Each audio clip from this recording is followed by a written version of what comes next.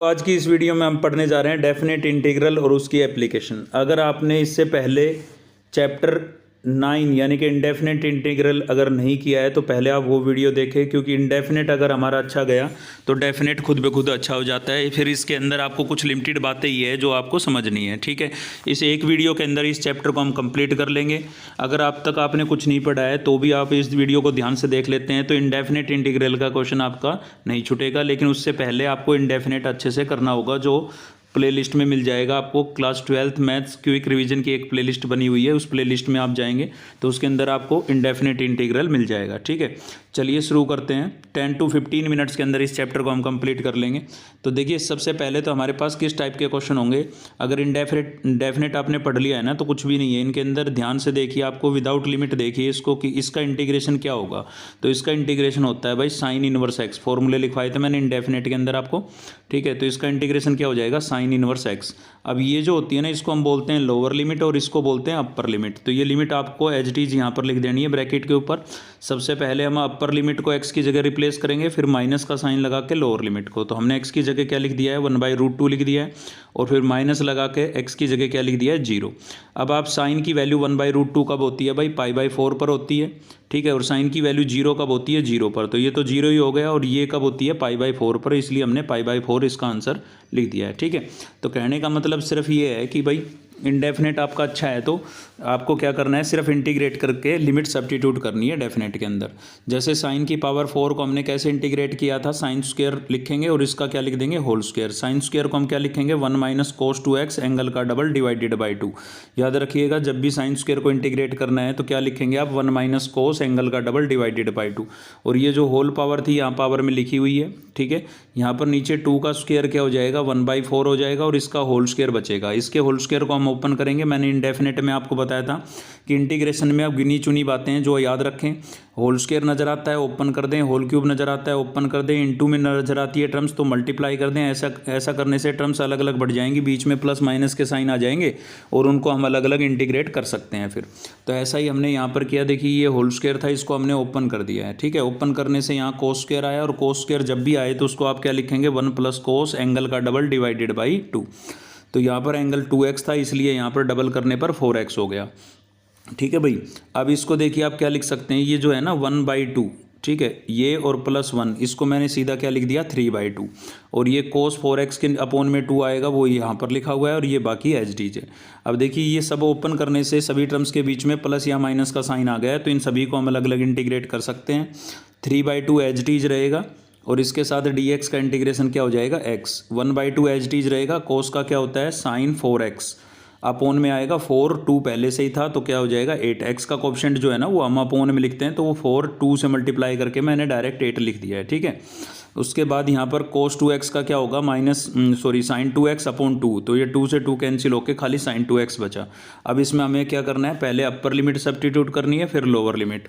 तो आप ऐसा कर सकते हैं कि पूरे में पहले अपर लिमिट रख लें, फिर माइनस लगा के लोअर लिमिट। तो हमने पूरे में पहले ये अपर लिमिट लिखी है यहाँ तक, ठीक है। जहाँ भी x था वहाँ पर π/4 लिख दिया है, और फिर लोअर लिमिट लिखेंगे तो ये पूरा का पूरा ही 0 हो जाएगा, क्योंकि ये भी x की जगह 0 रखेंगे, 0 रखेंगे, 0 रखेंगे, पूरा ही 0 हो जाएगा, इसलिए 0 लिख दिया हमने।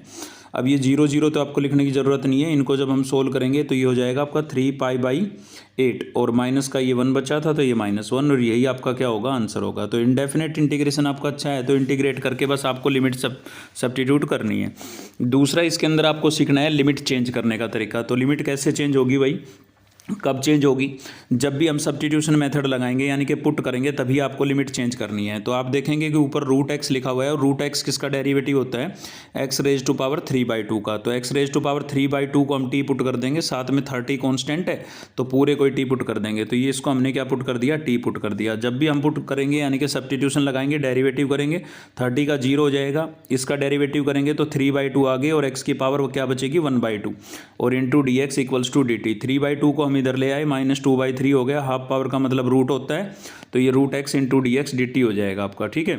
अब देखिए जब भी हम पुट करते हैं तो लिमिट भी आपको चेंज करनी पड़ेगी। लिमिट कैसे चेंज करेंगे वो ध्यान से समझिएगा। यहाँ पर पहले हम लोअर लिमिट को चेंज करते हैं, तो लोअर लिमिट हमारी कितनी है 4। तो जो जहाँ आपने सब्स्टिट्यूशन लगाया है वहीं पर आपको रिप्लेस करनी है। तो ये हमने पुट किया था, तो एक्स की जगह यहाँ हम 4 लिखेंगे, एक्स की जगह हम 4 लिखेंगे। ये देखो हमने 4 लिख दिया है। 4 को मैं 2 का स्क्वायर लिख सकता हूँ, 2 से 2 कैंसिल होकर 2 की पावर 3 बचेगी, और 2 की पावर 3 कितना हो जाएगा 8। 30 में से 8 को माइनस करेंगे 22 आ जाएगा। तो लोअर लिमिट अब आपकी कितनी हो गई 22। अब अपर लिमिट को चेंज करेंगे तो आप क्या लिखेंगे, एक्स की जगह 9 लिखेंगे। जैसे ही आप एक्स की जगह 9 लिखेंगे ना, इसमें आप एक्स की जगह 9 लिखेंगे, सोल्व करेंगे तो टी की वैल्यू 3 आएगी। मैंने थोड़ा सीधा लिख दिया यहाँ पर, ठीक है। अब देखिए ये तो आपका क्या हो गया था -2/3 dt, ठीक है। और इसकी जगह आपने रखा था t, तो t, और इसका स्क्वायर था स्क्वायर। लोअर लिमिट आपकी 22 आई थी, अपर लिमिट कितनी आई थी 3। अब देखिए एक हमारी प्रॉपर्टी होती है कि जब भी लोअर लिमिट हमारी अपर लिमिट से ग्रेटर हो तो हम लिमिट को इंटरचेंज कर सकते हैं, मतलब लोअर को अपर में, अपर को लोअर में लिख सकते हैं, लेकिन उसके लिए आपको माइनस का साइन बाहर लगाना पड़ेगा। अब देखिए माइनस यहाँ पर था, माइनस हमने लगाया, सीधा प्लस हो गया है ये, ठीक है। और टी स्क्वायर को ऊपर ले जा करके इंटीग्रेट करेंगे तो टी की पावर -2 हो जाएगी। लिमिट को हमने एक्सचेंज कर दिया बाहर माइनस लगा के। अब 2/3 आपका कांस्टेंट एज इट इज रहेगा, इसको इंटीग्रेट करेंगे, पावर में +1 करेंगे तो ये बनेगा टी की पावर -1/-1। तो ये -1 तो यहाँ पर एज इट इज लिखा हुआ है, टी की पावर नेगेटिव थी, वापिस नीचे गई पॉजिटिव हो गई, ठीक है। अब टी की जगह हम पहले लिखेंगे अपर लिमिट, फिर लिखेंगे लोअर लिमिट। तो ये देखिए हमने टी की जगह upper limit minus lower limit लिख दिया, ये माइनस पहले ही बाहर निकाल दिया है। इसको जब आप सोल्व करोगे फाइनल एलसीएम लेकर के, तो फाइनल आपके पास जो सोल्यूशन है वो ये आ जाएगा, ठीक है। ये तो आप कर लेंगे कैलकुलेशन वगैरह, तो ये फाइनल सोल्यूशन आ जाएगा। तो फर्स्ट एक्सरसाइज जो थी हमारी एलिमेंट ऑफ मैथमेटिक्स के अकॉर्डिंग, उसमें इस टाइप के क्वेश्चन थे। अब देख रहे हैं हम प्रॉपर्टी बेस। तो प्रॉपर्टी है, कुछ प्रॉपर्टी बेस क्वेश्चन होंगे, इन प्रॉपर्टियों को आप ध्यान से समझिएगा, साथ ही मैं आपको बताऊंगा कब इन प्रॉपर्टियों का यूज करना है आपको, ठीक है। तो ये जो फर्स्ट प्रॉपर्टी है ना, ये क्या बोलती है भाई, बिना अपनी लिमिट को चेंज किए, मतलब लिमिट यहाँ पर a2 भी है, यहाँ पर भी a2 भी है, और यहाँ पर देखिए वेरिएबल x है, यहाँ पर वेरिएबल क्या है t। तो बिना आप लिमिट को चेंज नहीं करना है, बिना लिमिट को चेंज किए अपने वेरिएबल को आप चेंज कर सकते हैं। मतलब जहाँ भी क्वेश्चन में x लिखा हुआ है वहाँ पर t भी लिख सकते हैं, p भी लिख सकते हैं। इससे इसके रिजल्ट पर कोई फर्क नहीं पड़ेगा, क्योंकि डेफिनेट इंटीग्रेशन के अंदर आंसर जो है वो किस पर डिपेंड करता है, लिमिट पर डिपेंड करता है। अब आप कहेंगे कि इस प्रॉपर्टी का यूज कब करना है, तो इस प्रॉपर्टी का यूज कब करना है भाई, कई बार क्या होता है किसी फंक्शन को जब हम इंटीग्रेट करते हैं तो वो वापस रिपीट होता है। जैसे कोसिकेंट क्यूब x को आप इंटीग्रेट करेंगे ना, तो वापस रिपीट होकर कोसिकेंट क्यूब आएगा, ठीक है। लेकिन वेरिएबल क्या हो जाता है, चेंज हो जाता है। तो उस वेरिएबल को वापस सेम करने के लिए, ताकि उसकी जगह हम आई लिख सकें, अगर थोड़ा बहुत आपने क्लास में ध्यान दिया होगा तो इस टाइप की प्रॉब्लम आपने फेस जरूर की होगी, क्योंकि वापस फंक्शन रिपीट हो गया लेकिन वेरिएबल क्या हो गया, चेंज। तो उसकी जगह हम इस प्रॉपर्टी का यूज कर सकते हैं, ताकि वेरिएबल सेम रहे और उसकी जगह हम आई लिख सकें, ठीक है। कुछ खास यूज इसका नहीं है। अब अगला देखिए, ये थोड़ी इंपॉर्टेंट प्रॉपर्टी है, इसका यूज हम मॉडुलस फंक्शनों को इंटीग्रेट करने के लिए करते हैं। ये प्रॉपर्टी क्या कहती है, जैसे लिमिट आपकी a से b है तो आप अपनी लिमिट को ब्रेक कर सकते हैं। कैसे, a से c लिख सकते हैं, c से b लिख सकते हैं। तो ये ब्रेक कहाँ पर होगी, जो इन दोनों के बिटवीन लाई करेगा, मतलब c जो है वो a और b के बीच में लाई करना चाहिए। जैसे लिमिट आपकी 2 से 6 है, तो 2 से 6 के बीच में जितने भी इंटीजर है किसी पर भी आप अपनी लिमिट को ब्रेक कर सकते हैं। तो ब्रेक करनी किस पे है, वो मॉडुलस फंक्शन पे डिपेंड करेगा कि वो 0 कब हो रहा है, उसी पर ब्रेक होगी। इस पर हमने एग्जांपल लिया है, आगे जाके देखेंगे।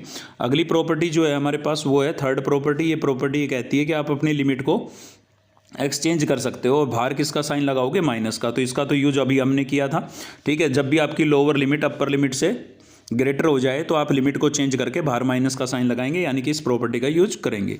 ये मोस्ट इंपॉर्टेंट प्रॉपर्टी है, जिसको हमने नाम दिया है किंग्स प्रॉपर्टी। इस प्रॉपर्टी का यूज मैक्सिमम सभी क्वेश्चनों के अंदर होता है, ठीक है। प्रॉपर्टी बेस्ड सभी क्वेश्चनों में, ज़्यादातर सभी में इसी का यूज होता है। तो प्रॉपर्टी क्या है भाई, लोअर लिमिट तो आपकी 0 है और अपर लिमिट है a। तो ये प्रॉपर्टी क्या कहती है कि फंक्शन में जहाँ भी x है, ठीक है, जहाँ भी x है वो अपर लिमिट में से आपको माइनस करके लिख देना है, dx में नहीं करना है ऐसा। बाकी फंक्शन में जहाँ भी x है वो अपर लिमिट में से माइनस करके लिख देना है। ये आपकी प्रॉपर्टी है किंग्स। अब इसका यूज कब करना है वो समझिए।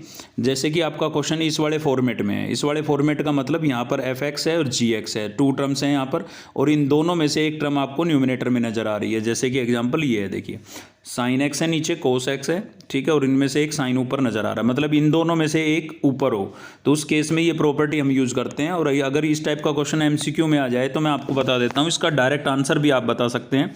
इस टाइप का जो फंक्शन होगा उसका आंसर हमेशा अपर लिमिट का हाफ होता है, तो π/2 का हाफ कितना होगा, π/4। तो इस क्वेश्चन का जो आंसर है बिना इंटीग्रेट किए हम बता सकते हैं कितना होगा, π/4 होगा। लेकिन शर्त है लोअर लिमिट क्या होनी चाहिए, 0।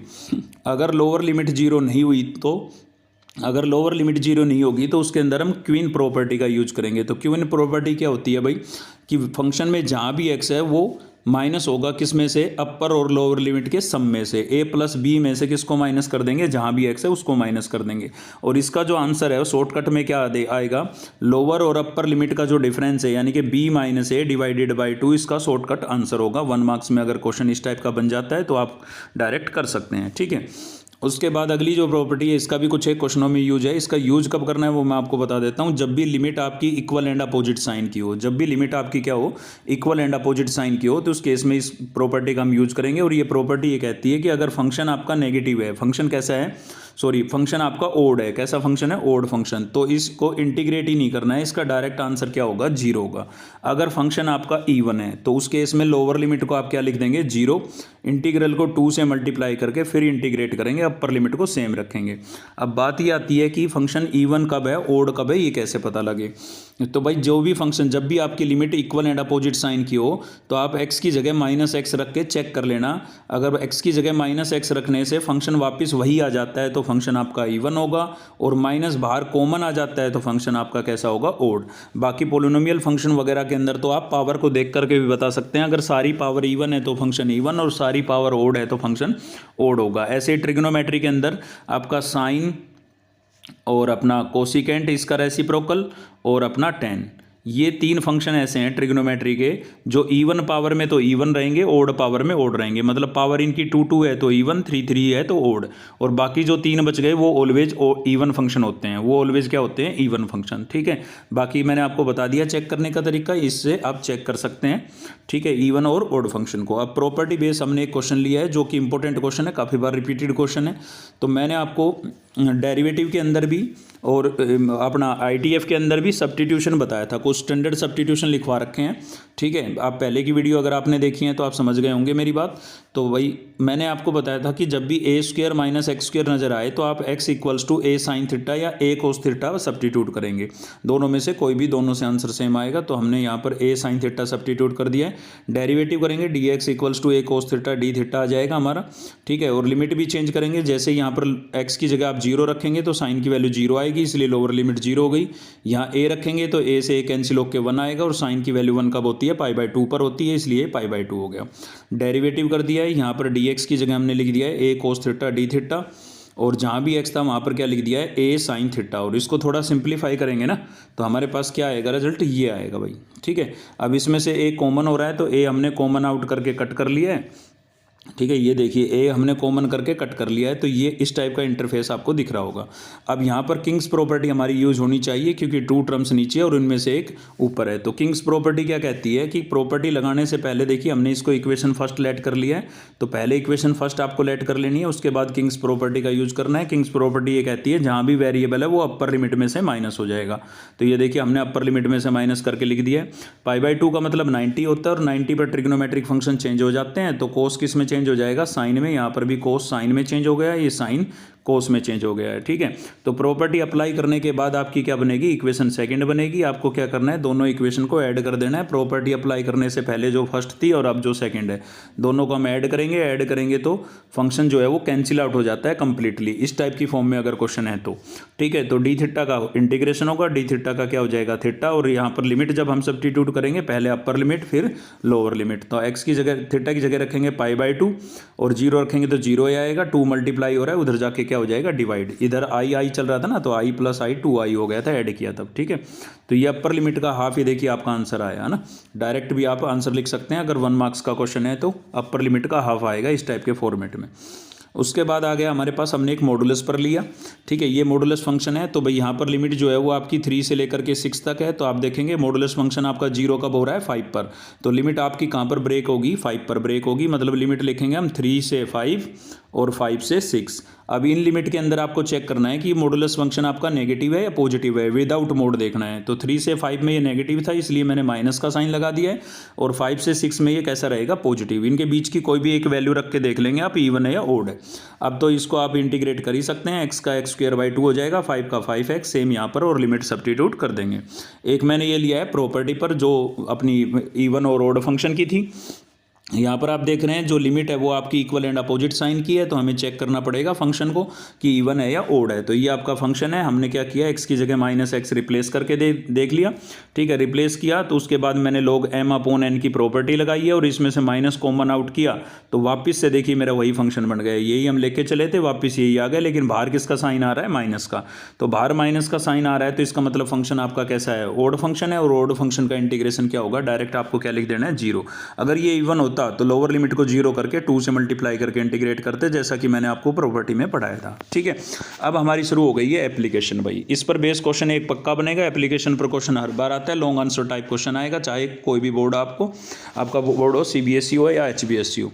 तो इसमें देखिए आपको क्या करना है कि भाई जो भी फंक्शन होगा उसका हम बनाएंगे ग्राफ। अगर आपका ग्राफ अबाव एक्स एक्सिस है, एक्स एक्सिस से ऊपर बन रहा है, तो आपको क्या करना है, फंक्शन को एज डी मतलब पॉजिटिव लेकर के इंटीग्रेट करना है। अगर आपका जो ग्राफ है वो बिलो एक्स एक्सिस बन रहा है तो नेगेटिव साइन लगा के इंटीग्रेट करना है। बात आती है लिमिट की, लिमिट क्या लेंगे, तो जो स्टार्टिंग पॉइंट है जहाँ पर एक्स की वैल्यू है वो लोअर लिमिट रहेगी, और जो एंड पॉइंट है वहाँ पर एक्स की जो वैल्यू होगी वो अपर लिमिट रहेगी। जैसे कि यहाँ पर देखिए मैंने लिखा है, यहाँ ये देखिए स्टार्ट कहाँ से हुआ था, 0 से, तो लोअर लिमिट 0 हो गई, खत्म कहाँ पर हुआ, a पर, तो अपर लिमिट क्या हो गई, a। और y इक्वल्स टू फंक्शन था, तो यहाँ पर y इसलिए लिखा है ताकि यहाँ पर y की जब आप वैल्यू सब्स्टिट्यूट करेंगे तो आपका फंक्शन x में आना चाहिए, क्योंकि x के रेस्पेक्ट में इंटीग्रेशन होगा, और लिमिट भी किस में थी, x में। मतलब जो बाउंडेड एरिया है, जो ये एरिया है आपका x एक्सिस के टच में है, तो लिमिट भी x की लेनी है आपको, और x के रेस्पेक्ट में इंटीग्रेशन करना है। फंक्शन भी किस में होना चाहिए, x में होना चाहिए। अगर अबाउ x एक्सिस है तो पॉजिटिव लेके इंटीग्रेट कर देंगे, और जैसे यहाँ पर ये बिलो x एक्सिस आ गया तो नेगेटिव साइन लगा के इंटीग्रेट कर देंगे। बाकी बातें सारी सेम है। अगर मान लीजिए हाफ हाफ एरिया बन जाता है तो आप क्या करेंगे, 0 से a तक देखिए ऊपर है और a से b तक नीचे है, तो हम क्या करेंगे भाई, 0 से a तक, ये 0 से a तक तो हमने पॉजिटिव रखा, और a से b तक हमने कैसा साइन लगाया, माइनस का साइन लगाया y के साथ। अब यहाँ पर y की जब वैल्यू रखेंगे तो फंक्शन हमारा खुद ब खुद किस में आएगा, x में आएगा। इस पर बेस एक क्वेश्चन देख रहे हैं हम। देखिए अब क्वेश्चन की जहाँ पर बात आती है एप्लीकेशन की, मैं आपको क्लियर कर देता हूँ। एक तरीका तो ये है कि आप टेबल बनाएं, टेबल से ग्राफ बनाएं और देख लें कि आपका जो बाउंडेड एरिया है वो कहाँ पर आ रहा है। ये सभी क्वेश्चनों के अंदर आप लगा सकते हैं। दूसरा तरीका ये है कि डायरेक्ट आप स्केच भी बना सकते हैं। तो दोनों पर मैंने क्वेश्चन लिए हैं, जो आपको बेटर लगे उससे कर लेना। तो यहाँ पर क्या बोला है, find the area of the region bounded by the line 2y equals to -x + 8 x axis and the line x equals to 2 x equals to 4। इनसे सभी से बाउंडेड एरिया आपको निकालना है। तो जो कर्व थी आपको क्या गिवन थी, 2y इक्वल्स टू -x + 8, तो यहाँ से हमने y को पहले ही सेपरेट निकाल लिया ताकि y की वैल्यू हम जब सब्स्टिट्यूट करें तब कर ले। तो यहाँ पर जो ये टेबल बना दी हमने, ठीक है। टेबल कैसे बनाइए भाई, यहाँ पर x की वैल्यू आपको डिफाइन थी, x की वैल्यू जो है वो आप 2 से 4 तक ले सकते हैं। तो हमने 2 ले लिया, 3 ले लिया, 4 ले लिया। छोटी क्लास में मैंने बताया होगा आपको कि कम से कम कितने पॉइंट लेने होते हैं, 3 पॉइंट लेने होते हैं। तो 1 बाई 1 हमने x की वैल्यू यहाँ पर 2, 3 और 4 रख दी, और ये टेबल बन गई हमारी। टेबल की हेल्प से हमने क्या बना लिया, ग्राफ। आई होप आप ग्राफ तो बना ही सकते हैं। तो ये ग्राफ बना लिया हमने, ठीक है। ये ग्राफ आप देख रहे हैं, जो एरिया आपका अबाउ x एक्सिस आ रहा है, तो हम इसको पॉजिटिव लेकर के इंटीग्रेट करेंगे। स्टार्ट कहाँ से हुआ, 2 से, और खत्म कहाँ पर हो रहा है, 4 पर। तो लोअर लिमिट हमारी 2 रहेगी, अपर लिमिट क्या रहेगी, 4। ट्रिग्नोमेट्री के अगर फंक्शन हो तो भी आपको ऐसे ही टेबल बना के इंटीग्रेट करने हैं, ठीक है। अब देखिए रिक्वायर्ड एरिया जो है हमारा 2 से शुरू हुआ, 4 पर खत्म हो रहा है। y की वैल्यू यहाँ पर हमने सब्स्टिट्यूट कर दी जो सेपरेट निकाली थी, और इसको हमने इंटीग्रेट कर दिया है। इंटीग्रेट करने के बाद आपको लिमिट सब्स्टिट्यूट करनी है। पहले x की जगह अपर लिमिट रखेंगे, यहाँ पर 4 रखेंगे जहाँ भी x है। ये देखिए हमने 4 यहाँ पर रखा है ये, ठीक है। और फिर रखेंगे लोअर लिमिट, यानी कि x की जगह 2 रख देंगे, और इसको जब सोल्व करेंगे तो फाइनल हमारे पास कितना आएगा, 5 स्क्वायर यूनिट। तो कुछ नहीं करना है, पहले टेबल बनानी है, फिर ग्राफ बनाना है, एरिया देखना है अबाउ x एक्सिस है या बिलो x एक्सिस है। अबाउ x एक्सिस है तो पॉजिटिव लेके इंटीग्रेट करना है, बिलो x एक्सिस है तो नेगेटिव साइन लगा के इंटीग्रेट करना है। और इस मेथड से आप किसी भी टाइप के क्वेश्चन को कर सकते हैं, मतलब पैराबोला, एलिप्स वगैरह कैसे भी क्वेश्चन हो, टेबल बना के आप कर सकते हैं, ठीक है। दूसरा तरीका होता है डायरेक्ट स्केच। अब डायरेक्ट स्केच के लिए आप थोड़े कुछ क्वेश्चन है हमारे जिनको मतलब पैराबोला से रिलेटेड क्वेश्चन हो, एलिप्स से रिलेटेड या सर्कल से रिलेटेड हो, तो उसके लिए आपको स्केच की कुछ बातें समझनी पड़ेगी, जब भी आप डायरेक्ट स्केच बना पाएंगे। तो अगर आपके पास है y² इक्वल्स टू 4x, ठीक है, और एक है हमारे पास, दोनों को एक साथ समझते हैं। देखिए एक ये पैराबोला है Y square equals to 4ax, एक ये है Y square equals to -4ax। मतलब y की डिग्री 2 है तो पैराबोला आपका x के सिमेट्रिक होगा, ये पॉजिटिव है तो पॉजिटिव x के सिमेट्रिक होगा, और ये नेगेटिव है तो नेगेटिव x के सिमेट्रिक होगा। सेम ऐसे ही है y के सिमेट्रिक। y के सिमेट्रिक कब होगा? जब x की डिग्री 2 हो। x की डिग्री क्या हो? 2। अगर ये पॉजिटिव है तो पॉजिटिव y के सिमेट्रिक होगा, और ये नेगेटिव है तो नेगेटिव y के सिमेट्रिक होगा। देखिए यहाँ पर मैंने कुछ बातें लिखी है, ये बहुत ही इंपॉर्टेंट है ग्राफ बनाने के लिए। सबसे पहले आपको क्या करना है, एक मिनट, ये थोड़ा ऊपर चला गया, ये क्या है, y की डिग्री चेक। अगर y की डिग्री 2 है तो x एक्सिस के सिमेट्रिक होगा पैराबोला, और अगर x की डिग्री 2 है तो y एक्सिस के सिमेट्रिक होगा। ठीक है, y की डिग्री 2 है तो x के सिमेट्रिक, और x की डिग्री 2 है तो y के सिमेट्रिक। तो ये तो हमें बताएगा कि किसके सिमेट्रिक होगा। उसके बाद आपको देखना है कि पॉजिटिव है तो पॉजिटिव के सिमेट्रिक रहेगा, और नेगेटिव है तो नेगेटिव के, जैसा कि मैंने आपको बताया। तीसरी बात आपको देखनी है कि वर्टेक्स कहाँ पर होगा। वर्टेक्स मतलब ये पॉइंट जहाँ से ये पैराबोला मुड़ता है। ठीक है, ये वर्टेक्स कहाँ पर होगा? तो वर्टेक्स के लिए आपको क्या करना है, जिसकी डिग्री 2 है ना उसकी जगह क्या रख लेना है? 0 रख लेना है, और 0 रखने के बाद कैलकुलेट करना है। अगर x की वैल्यू भी 0 आती है, मतलब y आपने 0 रखा, जिसकी डिग्री 2 है उसकी जगह 0 आपने रखा, और दूसरे की वैल्यू भी 0 आती है तो 0 0 मतलब ओरिजिन से पास होगा। तो ये जितने भी स्टैंडर्ड पैराबोला मैंने बनाए इन सभी का वर्टेक्स ओरिजिन पर होगा, मतलब 0 0 पर होगा। तो ऐसे हम स्केच बना सकते हैं। देखिए इस पर बेस क्वेश्चन देख रहे हैं, बोल रहे हैं determine the area enclosed between the curve this 0 to 2 the line x equals to 0, x equals to 2 और x एक्सिस से बाउंडेड एरिया निकालना है। तो ग्राफ बना के बताता हूँ मैं। देखिए आपको सबसे पहले y equals to 4 - x square दे रखा था, तो जिसकी डिग्री 2 है उसको हमने देखिए सेपरेट कर लिया। x की डिग्री 2 थी तो x स्क्वायर को एक तरफ कर लिया, बाकी को दूसरी तरफ। इसमें से माइनस कॉमन कर लिया हमने, क्योंकि वेरिएबल में से कांस्टेंट माइनस होना चाहिए। अब यहाँ देखिए x की डिग्री 2 है तो पैराबोला y के सिमेट्रिक होगा, और ये माइनस आ रहा है तो नेगेटिव y के सिमेट्रिक होगा। तो नेगेटिव आपकी ये थी, इसके सिमेट्रिक आएगा। अब पास कहाँ से होगा?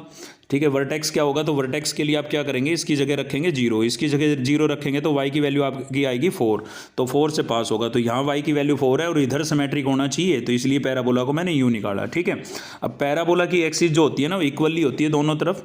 ठीक है, तो ये भी पॉइंट आपका कितना होगा? 2 0 होगा, और ये वाला पॉइंट भी कितना होगा? -2 0 होगा। मतलब यहाँ से ये भी वैल्यू 2 होगी, ये भी 2 होगी, तो इधर नेगेटिव होती है इसलिए माइनस हो गया, इधर पॉजिटिव होती है इसलिए प्लस हो गया। अब बात ये आती है कि ये आया कहाँ से 2? तो आपको पता है भाई x एक्सिस पर कोई पॉइंट है तो उसमें y की वैल्यू 0 होती है, तो आप y की जगह 0 रख के x की वैल्यू निकालेंगे तो x की वैल्यू आपकी +-2 आएगी। तो +2 तो ये वाली हो जाएगी, -2 ये वाली हो जाएगी। ठीक है, अब आपको जो बाउंडेड एरिया निकालना था वो कौन सी क्वाड्रेंट में निकालना था भाई? x एक्सिस से मतलब बाउंड क्लोज्ड होना चाहिए, वो बाउंडेड एरिया किसका होना चाहिए? x एक्सिस लगनी चाहिए, तो x एक्सिस यहाँ लग रही थी। पैराबोला लगना चाहिए, पैराबोला ये लग रहा है इधर, और दूसरा इसने बोला था कि 0 से 2 तक बोला था इसने। ठीक है, तो 0 से 2 तक ये वाला ही पैराबोला था, यानी कि केवल फर्स्ट क्वाड्रेंट का निकालना है। अगर ऐसा नहीं बोला जाता तो हम तब भी यही कैलकुलेट करते और उसको 2 से मल्टीप्लाई कर देते, ये खुद इंक्लूड हो जाता। ठीक है, अब रिक्वायर्ड एरिया अगर हम देखें तो आपने देखा भाई जो एरिया है आपका वो अबाव एक्स एक्सिस था फिगर में, अबाव एक्स एक्सिस था, कहाँ से शुरू हो रहा था? 0 से, और कहाँ खत्म हो रहा था? 2 पर। तो लिमिट लेंगे 0 से 2, और x की लिमिट ली है तो फंक्शन भी x का रहेगा। फंक्शन x का कब आएगा? जब y लिखेंगे, यहाँ पर y की वैल्यू सब्स्टिट्यूट करेंगे तो 0 से 2 हो गया, और y की वैल्यू जो आई थी आपके पास, y की वैल्यू क्या थी? 4 - x स्क्वायर। इसको इंटीग्रेट करेंगे तो 4x हो जाएगा, और x स्क्वायर का इंटीग्रेशन क्या होगा? पावर में 1 ऐड करेंगे तो x क्यूब, और पावर में जो आता है वही उसी से हम क्या कर देते हैं? डिवाइड। आपने थोड़ा बेसिक वो इंटीग्रेशन पढ़ा होगा। ठीक है, और लिमिट क्या हो गई? 0 से 2। अब लिमिट सब्स्टिट्यूट करेंगे और रिक्वायर्ड एरिया आपके पास आ जाएगा। तो इस टाइप से पैराबोला के डायरेक्ट स्केच आप बना सकते हैं। इलिप्स में जो है, जहाँ तक बात है, इलिप्स की जर्नल इक्वेशन ये होती है, standard equation x² / a² y² / b² = 1। तो इसमें a जो है वो आपका ग्रेटर देन b हो, मतलब x इंटरसेप्ट a से x इंटरसेप्ट जो है वो y इंटरसेप्ट से ज़्यादा हो, तो इलिप्स में जो मेजर एक्सिस होगी मतलब x एक्सिस की तरफ ज़्यादा फैलेगा। अगर आपका जो b है यानी कि y इंटरसेप्ट है वो x इंटरसेप्ट से बड़ा है तो y की तरफ ज़्यादा फैलेगा। तो ये दो बातें आप याद रखें। सबसे पहले देखेंगे आप x इंटरसेप्ट ग्रेटर है y से, या y का इंटरसेप्ट ग्रेटर है a से। ठीक है, सॉरी x से, मतलब a b में देखेंगे a की वैल्यू b से ग्रेटर है तो ये वाली एलिप्स बनेगी, और b की वैल्यू a से ग्रेटर है तो ये वाली एलिप्स बनेगी। ठीक है, इसका जो सेंटर है वो हमेशा आपको ओरिजिन पर ही मिलेगा, क्योंकि शिफ्टेड जो एलिप्स है वगैरह है वो अभी इसमें 12th लेवल पर नहीं है हमारी, है ना। जेई वगैरह के अंदर तो आ जाती है। तो अब क्या करना है भाई, रिक्वायर्ड एरिया कैसे निकालना है, यहाँ से आप वाई को सेपरेट करेंगे और वाई को सेपरेट करेंगे। देखिए ये पॉइंट समझिएगा, एक्स इंटरसेप्ट कितना है ए, तो इसलिए इस पॉइंट पर एक्स की वैल्यू हो जाएगी ए और वाई की क्या होगी 0, ये क्या हो जाएगा -a0। वाई इंटरसेप्ट कितना है बी, तो इस पॉइंट पर वाई की वैल्यू क्या हो जाएगी बी और एक्स की 0, ऐसे यहाँ पर 0 - b हो जाएगा। सेम ये हो गए। अब एरिया निकालने के लिए हम यहाँ से वाई को सेपरेट करेंगे, वाई को सेपरेट करेंगे तो आपके पास जो फंक्शन आएगा वो ये वाला आएगा, ठीक है। अब इसको इंटीग्रेट करने के लिए क्या करना है, आपको ये एक फॉर्मूला लर्न कर लेना है, ठीक है। इलिप्स का क्वेश्चन हो या सर्कल का क्वेश्चन हो, हमेशा यही फॉर्मूला लगेगा, तो ये फॉर्मूला आपको लर्न कर लेना है और डायरेक्ट इसकी जगह सब्स्टिट्यूट कर देना है, मतलब ये इसका इंटीग्रेशन है सीधा, ठीक है। कुछ भी आपको करने की जरूरत नहीं है। फर्स्ट क्वाड्रेंट में पूछा जाए तो 0 से a लिमिट लेकर के इसको इंटीग्रेट कर देंगे, और होल एरिया पूछे तो 4 से क्या कर देंगे मल्टीप्लाई, ठीक है। सेम इसमें है, बिल्कुल एच डी जे यूँ का यूँ, ठीक है, कोई भी चेंज नहीं है। इस पर बेस हमने एक क्वेश्चन भी लिया है, देखिए यहाँ पर ये है 4x² 4x² plus 9y² equals to 36। तो ये आपकी इलिप्स की इक्वेशन है, लेकिन स्टैंडर्ड फॉर्म में नहीं लिखी है। तो इसको स्टैंडर्ड फॉर्म में लिखने के लिए यहाँ 1 लिख के आना पड़ेगा। 1 कैसे आएगा, जब भाई 36 से क्या करेंगे डिवाइड करेंगे। तो इसको हमने 36 से डिवाइड कर दिया, डिवाइड करते ये फॉर्मेट बना। 9 को आप क्या लिख सकते हैं 3 का स्क्वायर, 4 को क्या लिख सकते हैं 2 का स्क्वायर। तो ये आपकी स्टैंडर्ड इक्वेशन आ गई। आप देखें इसमें ए की वैल्यू जो है वो बी से ग्रेटर है, मतलब एक्स इंटरसेप्ट वाई इंटरसेप्ट से बड़ा है, तो इलिप्स जो है वो ज़्यादा किधर फैलेगा, एक्स एक्सिस की तरफ, वाई एक्सिस की तरफ कम फैलेगा, ठीक है ना। अब एक्स इंटरसेप्ट कितना हो गया है यहाँ पर, एक्स क्या कितना था 3, तो ये हो जाएगा 3 0 और ये क्या हो जाएगा -3 0। वाई कितना था 2, तो ये हो जाएगा 0 2 और ये क्या हो जाएगा 0 -2, क्योंकि वाई एक्सिस पर कोई पॉइंट है तो एक्स कोऑर्डिनेट 0 होता है ना, ऐसे ही एक्स एक्सिस पर कोई पॉइंट है तो वाई कोऑर्डिनेट 0 होगा, ठीक है। ये हो गया। अब आपका जो एरिया है इसके अंदर जो पूछा गया था वो होल एरिया पूछा है पूरे एलिप्स का, तो भी हम फर्स्ट क्वाड्रेंट का निकालेंगे, क्योंकि जितना फर्स्ट क्वाड्रेंट में उतना ही सेकंड में होगा, उतना ही थर्ड में, उतना ही फोर्थ में होगा, ठीक है। तो फर्स्ट का निकालेंगे। फर्स्ट का निकालने के लिए हमने 0 से 3 लिमिट ले ली, 0 से शुरू हुआ था 3 पर खत्म हो रहा था, ठीक है। तो 0 से 3 लिमिट ले ली और यहाँ से y की वैल्यू जब आप कैलकुलेट करेंगे तो ये आएगी आपके पास। इसको हम इंटीग्रेट करेंगे और 4 से किस लिए मल्टीप्लाई किया, क्योंकि होल एरिया निकालना था, तो 4 क्वाड्रेंट है, 4 क्वाड्रेंट है तो 4 से मल्टीप्लाई कर दिया, ठीक है। अब यहाँ से ये 2/3 आपका बाहर आ जाएगा तो 8/3 हो जाएगा, और यहाँ ये जो है ना इसमें लगेगा आपका वही फॉर्मूला जो अभी मैंने आपको दिखाया था, तो ये फॉर्मूला यहाँ पर लिख रखा है हमने, ठीक है। ये फॉर्मूला लग जाएगा और लिमिट सब्स्टिट्यूट कर देंगे। तो आगे मैंने ये सोल्व नहीं किया है, इसमें बस आपको लिमिट सब्स्टिट्यूट करनी है, तो लिमिट आप सब्स्टिट्यूट कर सकते हैं। इस फॉर्मूले को लर्न कर लेना, बहुत ही इंपॉर्टेंट है। सर्कल या इलिप्स के क्वेश्चन में डायरेक्ट उठा करके ये लगा देना, ठीक है।